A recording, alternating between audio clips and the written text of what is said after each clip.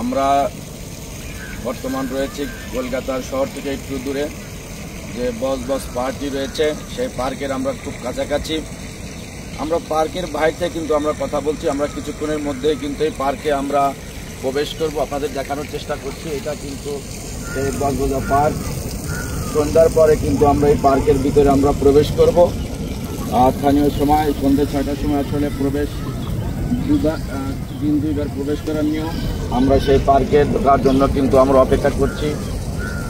পাশে কিন্তু রয়েছে, আপনাদের দেখানোর চেষ্টা করব, কয়লা বিদ্যুৎ তাপ বিদ্যুৎ কেন্দ্রর যে দুটি পিলার কিন্তু অবস্থিত রয়েছে, সেই পিলার দুটি আপনাদের দেখানোর চেষ্টা করছি। এই জায়গায় তাপ বিদ্যুৎ কয়লা বিদ্যুৎ কেন্দ্রটি, সেই কেন্দ্রটি কিন্তু অবস্থিত। পাশেই এই বস পার্কটি। সন্ধ্যার পরেই কিন্তু মূল প্রোগ্রামগুলো শুরু হয়।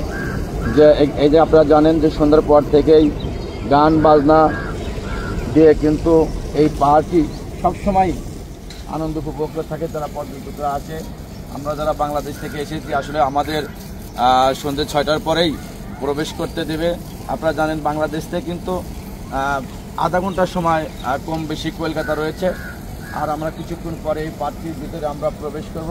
আপনাদের আবারও দেখানোর চেষ্টা করছি জুম করে যে পার্কের ভিতরে যে স্থানীয় যে বাসিন্দারা রয়েছে, যারা পর্যটকরা এসেছে এই পার্কটি উপভোগ করার জন্য, তারা কিন্তু ইতিমধ্যে তারা ভিতরে প্রবেশ করেছে। আমাদের বাংলাদেশিদের জন্য আমরা সন্ধ্যে 6টায় আমরা ভিতরে প্রবেশ করতে পারবো। স্থানীয় সময় 6টার সময় আমরা ভিতরে প্রবেশ করব।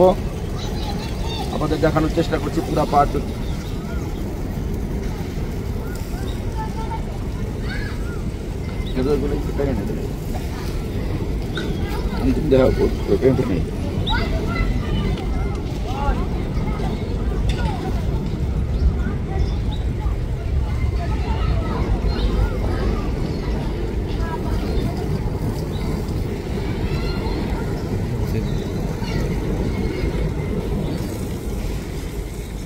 এগুলো টেনে নিতে